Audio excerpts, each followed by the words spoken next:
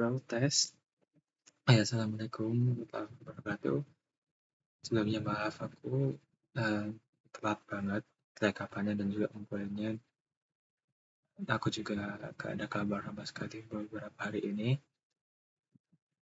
Tapi aku mau nyoba rekapan apa aja yang udah aku kerjain dan apa yang aku belum selesai. Jadi di sini ada Blackboard, anggapannya kayak basis data yang nyimpan variabel-variabel yang nantinya bakalan kepake di dalam grafnya. Jadi di sini ada self dan juga player. Self itu aku kondisikan sebagai AI atau enemy-nya. Player itu sebagai nanti pemainnya. Jadi di sini ada self HP, self AP atau ability point, self SP atau special skill point atau skill point. Ada player HP, point defensif, point agresif, point destruction, dan point trigger. Nah, 4 poin ini gunanya apa? Nanti bakalan aku jelasin secara berkala ketika masuk ke grafnya. Terus ada posisi tracker sama posisi destruction. Terus ada price card 1, card 2, dan card 3. Ini kenapa ada 3? Aku awalnya itu udah coba pakai list. Jadi biar harga dari, nanti kan di poolnya itu kan ada 3 kartu yang bisa dibeli ya. Nah nanti itu aku mau taruh di list niat. Aku niatnya sebelumnya udah taruh di list, cuma ketika aku nyoba buat akses dan ngelakuin perubahan variabel tuh aku ngalami kesulitan. Jadinya sementara aku pecah jadi 3 variabel gini, dan aku nanti rencananya kan mau konsultasi sama Kak Fadli. Aku nanti coba mau tanyain juga perkara hal ini, mungkin ada cara yang lebih efisien. Terus terus ada ability price. Ability price ini nanti jadi kayak harga dari penggunaan special ability dari karakter yang dipakai sama AI-nya. Terus ini ada beberapa boolean, ada agresif, defensif, tarik trigger, tarik destruction. Ini nanti yang menjadi penentu playstyle dari AI-nya. Terus ada is skill active, is ability ready, dan activate ability. Ini buat nentuin apakah skill dari card atau ability dari cardnya itu ada yang aktif atau ada yang bisa aku aktifkan. Ini is ability ready itu untuk ngecek apakah kondisi dari AI saat ini tuh bisa untuk menggunakan ability, dan activate ability ini apakah ability-nya itu udah siap diaktifkan atau belum. Terus ini ada attack dice, heal dice, SP dice. Ini buat ngehitung jumlah dadu yang aku peroleh nantinya setelah ngeroll. Terus ada roll remaining buat ngitung sisa roll yang aku punya. Terus ada total attack, total hit, total tracker, dan total destruction. Mungkin fungsinya buat apa nanti aku jelasin secara berkala juga di dalam grafnya. Jadi di sini ada 3 graf. Kayak yang aku jelasin waktu itu, waktu sama meeting sama Kak Fadli. Ada playstyle manager, ada yang buat evaluator, ada yang main grafnya. Kita mungkin ke main grafnya aja. Di sini itu intinya nanti setelah scene dimulai itu bakalan langsung ngejalanin graf playstyle manager, yang dimana di sini tuh gunanya buat nentuin playstyle atau strategi dari AI-nya. Di sini dari paling kiri itu ada menentukan apakah bakalan agresif atau enggak, yang ditentukan berdasarkan ke player HP. Kalau misal player HP-nya kurang dari 5, jadi nanti bakal diprioritaskan untuk melakukan agresif. Jadi boolean agresif tadi bakal diubah jadi true, dan poin agresif aku set sebagai 1. Poin agresif ini nanti yang jadi penentu dari dadu juga, dan juga pemilihan keputusan AI-nya. Terus ini nanti bakal ada kondisi kelanjutan, jadi semakin sekarat player itu poin agresif semakin tinggi. Gunanya buat apa nanti bakal aku jelasin di playstyle evaluatornya. Terus ada menentukan defensif kurang lebih sama, cuma bedanya parameternya ini pakai self HP atau nyawa dari AI-nya. Dan juga sama kalau misalnya lulus kondisi ini, defensif itu bakalan di true, yang dimana ngebuat AI-nya bakalan prioritaskan buat nge-defense atau nge-heal gitu. Terus ini ada tracker, itu nanti aku set berdasarkan parameter posisi dari trackernya, yang dimana kalau misal posisi dari trackernya itu udah ada lebih atau sama dengan 11, atau pula kurang atau sama dengan 6, itu bakalan di set untuk prioritas narik tracker. Jadi kalau misal trackernya udah mau dekat sama finish kita atau finishnya musuh tuh, nanti AI-nya bakal prioritasin buat narik tracker, entah biar kita jadi cepat menang atau menggagalkan kemenangan dari playernya.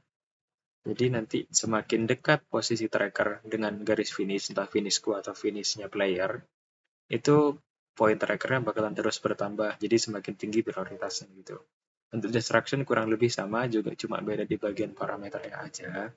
Terus di sini itu ada bagian kan nanti ada cara salah satu cara untuk menang yaitu dengan cara meletakkan tracker dan destruction di semacam safe zone gitu yang ada di tile ke 11, 12, 13 sama 3, 4, 5 ya kalau nggak salah. Jadi ini buat prioritaskan semisal salah satu atau kedua dari objek tracker dan destruction ini udah mendekati safe zone. Jadi semakin dekat sama safe zone, entah itu safe zoneku atau safe zone musuh, bakal diprioritaskan buat narik tracker dan destruction-nya. Tapi di sini aku nggak nyalain boolean dari tracker dan destruction. Kenapa? Karena aku ngerasa dan juga sejauh yang aku alami itu untuk menang dengan cara ini bakalan susah karena harus narik dua objek sekaligus yang dimana tuh peluang untuk digagalkannya juga lebih gampang sama player. Jadinya di sini aku nggak terlalu prioritaskan tapi sebagai pilihan opsional aja atau pilihan tambahan bagi AI-nya kalau semisal ada di kondisi tracker dan destruction-nya itu udah mepet dengan safe zone gitu. Terus di sini aku kasih kondisi tambahan di mana kalau misalnya destruction ataupun trackernya itu true. Maksudnya true itu gimana? Jadi kalau semisal salah satu tracker atau destruction udah lolos di kondisi ini, yang dimana mungkin destruction-nya itu ada di posisi 11 atau di lebih, atau ada di posisi 6 atau kurang, itu AI bakalan prioritaskan buat narik sebaliknya. Jadi yang awalnya destruction-nya true, akan memprioritaskan buat narik tracker. Kenapa? Jadi tujuanku tuh semisal nanti destruction-ku ada di posisi 11 yang berarti udah ada di safe zone-ku, aku bakalan prioritaskan AI-nya buat narik tracker biar trackernya yang awalnya itu belum ada di safe zone jadi nyusul ada di safe zone juga yang dimana kalau udah dua di safe zone kan bakalan menang. Begitu pula sebaliknya, semisal salah satu objeknya entah destruction ada di safe zone musuh, aku bakal prioritaskan buat narik tracker biar nanti trackernya ini itu jadi semakin jauh dari safe zone musuh. Jadi musuhnya tuh nggak yang awalnya bakal prioritaskan buat strategi menang di safe zone itu bakalan berubah ke strategi menang di destruction atau di tracker yang dimana nanti itu niatku bakalan di counter dengan strategi ini. Jadi nanti kalau strategi ini udah dilaksanakan dan player itu memutuskan buat fokus di salah satunya, nanti itu bakalan di counter sama strategi yang di sini gitu. Terus di sini tuh simple skill-nya. Jadi untuk skill entah ability atau dari card-nya itu aku masih buat yang sederhana. Jadi aku masih belum ada gambaran entah nanti skill-nya bakalan ada apa aja, kondisi aktivasinya apa aja, harganya itu berapa. Jadinya aku masih buat sederhana untuk dummy aja. Nanti kalau mungkin aku udah dapat gambaran lengkapnya, aku bakalan modifikasi lagi biar nanti bisa sesuai sama syarat aktivasi atau penggunaan dari masing-masing skillnya. Untuk yang lifestyle manager kurang lebih seperti ini. Jadi nanti ini bakalan dijalankan secara paralel. Jadi semua ini entah dari tracker, destruction, attack, ya agresif dan defensif itu bakal dijalankan secara bersamaan. Jadi nanti kalau misal semuanya udah berjalan, itu bakalan dilanjutkan di main graph untuk ngecek apakah ability-nya ready. Ini sebenarnya juga dummy karena ability-nya aku masih belum ada gambaran kan. Bakalan ada apa aja dan juga syarat aktivasinya apa aja. Jadi mungkin kita langsung skip setelah aktivasi ability, itu bakalan ngejalanin playstyle evaluator. Jadi di playstyle evaluator ini gunanya, ini yang bagian banyaknya. Jadi nanti di playstyle evaluator ini bakalan mengevaluasi atau membandingkan jika ada eh, dua atau lebih playstyle yang aktif. Jadi misal ini, kalau misal yang aktif itu agresif dan defensif. Jadi di sini itu bakalan dipercabangkan untuk dibandingkan kalau semisal ternyata nyawanya player dan AI ini sama, itu poinnya bakalan disamaratakan gini, jadinya nanti untuk perolehan dadunya itu nanti untuk strateginya tuh nggak bakalan condong ke salah satu sisi doang. Tapi kalau misalnya semisal nyawa player tuh lebih banyak daripada nyawanya AI. Jadi nanti AI itu bakalan lebih memprioritaskan buat defensif daripada agresif gitu. Jadi intinya buat milih dari dua kondisi ini, itu kondisi mana yang bakalan lebih diprioritaskan. Ini untuk yang dua variabel tuh kurang lebih cuma gini doang. Cuma dibandingkan greater dan lower-nya, dan juga dibandingkan itu dua variabel ini sama atau enggak di percabangan ini untuk greater and lower-nya dan di percabangan ini. Ini tutup aja. Untuk yang ke kiri ini masih dua variabel, jadi total ada berapa kombinasi ya? Kayaknya 8 deh kalau aku nggak salah ya. Nanti mungkin bisa dihitung ulang. Ini yang lumayan panjang itu karena udah masuk ke 3 variabel, jadi kalau misalnya ada agresif, tracker, destruction ini semuanya tiga-tiganya true, sedangkan defensifnya enggak. Jadi di sini bakalan dibandingkan juga apakah ketiganya ini sama semua. Jadi agresif itu poinnya sama kayak tracker, tracker poinnya sama kayak destruction. Kalau semisal tiga-tiganya poinnya sama, itu bakal aku langsung set kayak gini. Jadi kalau semisal poin agresifnya itu 5, ini poin agresif itu buat mewakili doang, kan tiga-tiganya ini sama. Jadi aku buat mewakili pakai poin agresif. Kalau nilainya itu 5, maksudnya kan tadi kalau semakin sekarat itu poinnya semakin tinggi nih. Jadi kalau nilainya itu 5 atau dalam kondisi udah kepepet antara agresif, destruction, dan trackernya, itu daripada nanti tiga-tiganya angkanya jadi poin jadi 5, itu aku set jadi masing-masing 3. Gunanya buat apa? Gunanya biar nanti kalau misal buat nanti kalau udah di roll dadu tuh ketika dibandingkan tuh angkanya nggak terlalu gede dan juga bisa lebih fleksibel. Soalnya sebelumnya aku nyoba ngeset dengan angka yang besar tuh outputnya jadi malah agak ngawur sih maksudnya, karena ketika udah jadi soalnya nanti bakalan terlalu condong pada tiga playstyle ini, sedangkan untuk defensif tuh bakalan agak ditelantarkan, dan juga untuk pemilihan keputusan mana yang disimpan dan mana yang enggak itu bakalan jadi lebih ini apa, lebih kayak lebih nggak karuan lah, karena keputusannya tuh jadi nabrak antara keputusan buat narik ini atau ngambil ini gitu di pilihan dadunya nanti. Jadi aku agak turunkan poinnya biar pemilihan keputusan dari AI-nya tuh bisa lebih fleksibel. Ini kalau misal tadi poinnya 3 atau nggak terlalu urgent tuh bakal aku set jadi 2. Terus di sini itu kan tadi kalau misal tiga-tiganya sama. Nah, ini kalau terus ada percabangan kalau misal yang sama tuh cuma dua variabel doang. Jadi di sini kalau misalnya yang sama dua variabel doang itu juga bakalan dibandingkan. Jadi intinya variabel yang nggak yang sama akan dibandingkan dengan variabel yang nggak sama, terus nanti bakal diurutkan dari mana yang paling besar. Jadi kalau misalnya yang lebih besar itu variabel yang sama, itu bakal di set 3, 3, 1, yang nggak sama tuh 1, yang sama tuh 3. Kalau misal lagi kepepet, kalau nggak lagi kepepet tuh aku set 2, 2, 1. Kurang lebih kayak gitu.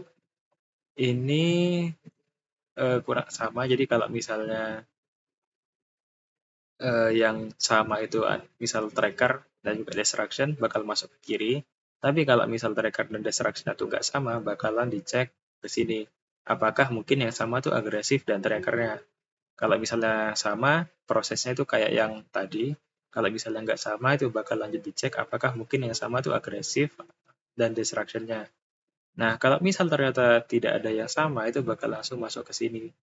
Jadi langsung bakal dibandingkan dari 3 variabel itu mana yang lebih besar, dan nanti bakalan diurutkan. Jadi kayak gitu. Untuk ke kanannya tuh sama semua, karena ini ke kanan-kanan semuanya 3 variabel. Aku minimize aja biar enak. Nah, ke kanan ini 3 variabel semua, cuma yang true dan false itu booleannya beda-beda, tapi isinya tuh sama, jadi cuma beda parameter dan perubahan variabel doang. Di sini aku nggak ngeset yang 4 variabel. Kenapa enggak? Karena kalau misalnya 4 variabel semuanya itu sama, itu langsung aku set biar semuanya jadi 0. Jadi yang awalnya itu ada prioritas. Jadi semuanya kan kalau misalnya 4-4-nya prioritas, masuknya kan sama aja kayak nggak ada yang diprioritaskan, karena semuanya itu berada di hierarki yang sama. Jadi walaupun nanti bakalan ada yang mungkin poinnya lebih besar dan ada yang poinnya lebih kecil, tapi karena empat-empatnya prioritas itu sama aja kayak keempat poin ini tuh cuma sebagai pertimbangan biasa tanpa perlu ada yang diprioritaskan gitu loh. Nah, jadinya ketika empat-empatnya aktif itu aku langsung set prioritasnya jadi false semua, tapi poinnya itu tetap pakai poin yang di playstyle manager sebelumnya tanpa aku evaluasi lagi. Nah, lanjut. Nanti di main graph-nya ini yang bakalan aku konsultasiin lagi sama Kak Fadli, karena kan yang kemarin itu ada arah tambahan untuk manggil metode kan. Aku manggil metodenya kan soalnya masih belum. Dan juga nanti aku pengen manggil metode entah buat ngambil variabel. Jadi aku udah siapin juga beberapa di sini yang mungkin nanti masih belum sama persis, entah dari penamaan ataupun metodenya dari punyaku dan punya teman-teman. Jadi nanti ini ada beberapa variabel yang bakalan aku pakai, itu nge-roll dadu, nge-save dadu, nge-reroll, nge-resolve, ini dari dice manager. Terus ada actor stats yang aku pengen nanti ngambil fungsi buat ngambil self health, direct health. Jadi kayak stats-statsnya. Juga nanti buat take damage, apply healing, apply special ability juga dari stats ini. Jadi aku pengen ngambil dan juga bisa modifikasi dari aktor stats. Terus untuk ability cards itu aku bakalan pakai buat ngambil card info kartunya kayak card name, card description, dan cost-nya. Sama buat nge-apply ability dari kartunya. Terus aku juga mau ngambil dari nanti kelas style manager. Gunanya buat aku ngambil informasi dari destruction sama trackle ini ada di tile berapa. Sama buat ngaktifin perpindahan dari destruction sama trackernya. Nanti mungkin bakalan ada juga yang berkaitan sama animasi, tapi aku masih belum tambahin karena aku juga masih have no idea tentang animasinya bakalan gimana. Terus intinya, jadi nanti aku setelah menjalankan playstyle evaluator ini, nanti ini bakalan dilakukan repeat atau perulangan while. Kalau misal roll remaining-nya itu masih belum 0, itu dice-nya bakalan di-roll, terus nanti hasil dadunya itu bakalan masuk ke sequence yang kiri terlebih dahulu. Jadi nanti dadu-dadu yang statusnya itu diprioritaskan, itu bakalan langsung disimpan. Langsung bakalan disimpan biar nggak di-roll lagi. Habis itu, di sini kan aku tadi ada totalnya nih, total attack, total kill, total tackle, total distraction. Fungsinya biar kalau dadu yang nggak prioritas, itu buat ngitung poinnya dengan cara dadu dari, misal ini agresif, jadi total attack dice bakalan ditambah dari poin agresif. Nah, nanti itu bakalan disimpan ke total attack. Nah, untuk di sini, kalau misal nanti ini dadu attack-nya di save, nanti total attack ini bakalan aku set langsung 0. Gunanya apa? Ini untuk yang ke sini kurang lebih sama. Ini buat yang defensif, ini buat yang tarik tracker, ini buat yang tarik destruction.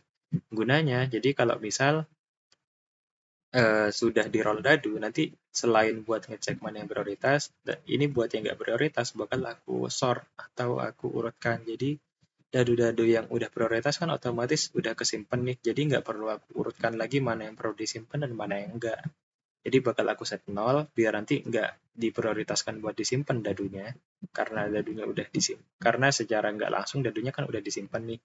Kalau misalnya total dadu yang ada di sort ini, ada yang astagfirullah sebentar, sorry agak belibet.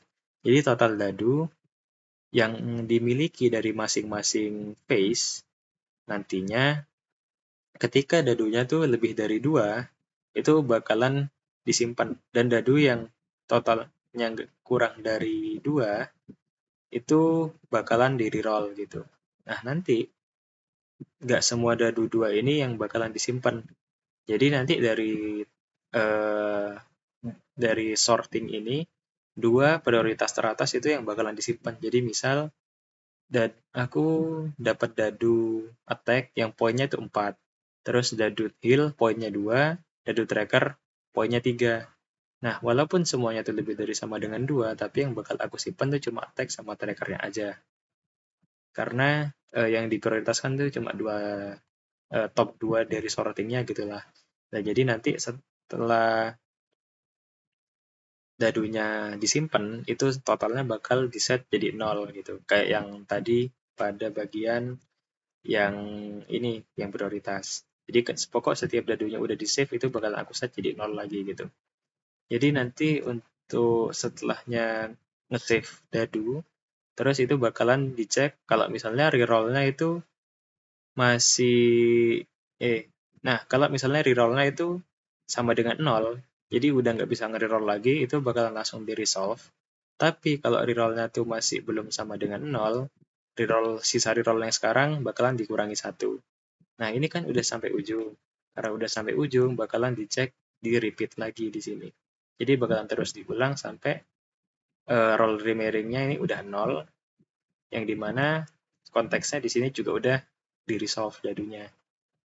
Ini nanti untuk kelanjutannya tuh aku masih perlu ngebuat perubahan di aktor statsnya. Jadi kan setelah di-resolve tuh bakalan ada perubahan di statsnya, entah statsnya AI-nya atau statsnya dari player. Jadi nanti setelah ini aku masih perlu ngebuat lanjutan untuk mengeksekusi aktor statsnya. Makanya sebelum itu aku pengen tanya ke Kak Fadli nanti kayak gimana cara ngebuat node yang bisa ngelakuin operasi aritmatika. Soalnya di sini tuh variabel-variabelnya cuma bisa di-set tapi nggak bisa kayak dikurangi gitu kan, ini integer contohnya. Ini nggak bisa langsung aku buat node untuk kurangi, jadi dikurangi 1, kurangi 2, kurangi 3. Tapi cuma bisa di-set gitu, yang awalnya 1 jadi angka 3, yang awalnya 1 jadi angka 4 gitu. Terus untuk berikutnya aku pengen tanya juga nanti ke Kak Fadli cara manggil metodenya gimana gitu. Terus aku nanti pengen buat custom script, kan nanti aku mau nge-sort ini ya, nge-store total dari dadu-dadu ini. Nah, aku nanti pengen ngebuat script sendiri karena di sini tuh juga nggak ada pilihan buat nge-sorting, nggak ada node buat nge-sorting. Jadi aku rencananya mau buat script sendiri yang mungkin nanti aku bisa taruh ke node. Nah, caranya aku masih nggak tahu soalnya aku lihat di YouTube dan GPT tuh cara yang mereka di YouTube tuh nggak ada, dan di GPT tuh cara yang dikasih nggak relevan sama behavior graph yang aku pakai sekarang.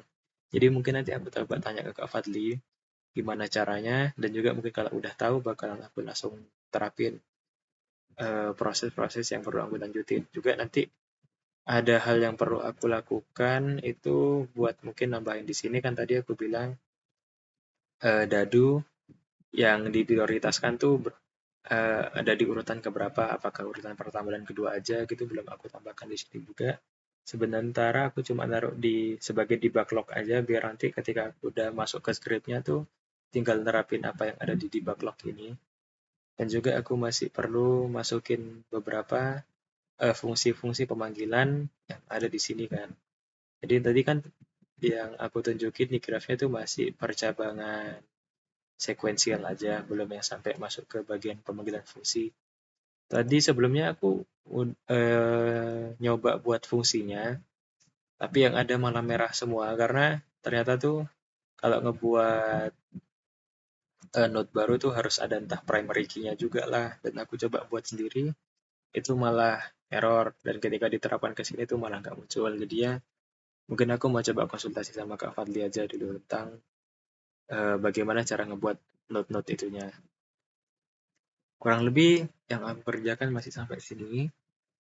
Kalau misalnya kamu ada yang bingung atau ada yang mau ditanyakan kayak misal di bagian note ini itu penjelasannya gimana atau cara kerjanya gimana, aku bisa nanti jelasin ulang. Terus sama Kalau menurut kamu ada ide atau komentar, kayak misal, kan aku sekarang pakai sistem poin nih. Mungkin kalau misal ada cara yang menurut kamu lebih gampang, atau menurut kamu poinnya nih kenapa nggak di set kayak gini aja ketimbang harus di set kayak yang udah aku buat tadi gitu. Kalau ada ide ataupun komentar, nggak apa-apa. Aku malah juga bingung dalam beberapa aspek, terutama aspek-aspek yang nggak aku kerjain gitu. Kayak misal aku juga eh, kan nanti bakalan include atau ngelistan beberapa fungsi gitu. Aku juga pengen belajar-belajar sama ngelihat script dari teman-teman yang nanti bakalan aku masukin ke graphnya. Jadi mungkin kalau kamu punya saran, sekiranya gimana biar enak buat manggil fungsinya, entah atau eh, ngubah algoritmanya, semua masukan aku terima kok. Juga sekali lagi mohon maaf aku terlambat banget ngumpulinnya. Kalau misalnya ada yang mau ada waktu luang, nanti aku pengen coba one on one juga, biar aku bisa konsultasiin beberapa hal kayak apa yang perlu aku kerjakan selanjutnya. Karena aku rencananya pengen ini dulu, pengen ngebantu nyelesain skripnya yang lain. Kalau misal masalah-masalah ini udah aku kerjakan gitu, aku ngerasanya lebih enak kalau misal skripnya udah selesai semua, baru nanti aku tinggal masukin ke AI-nya dan sekalian aku mengoptimalin ulang gitu kan.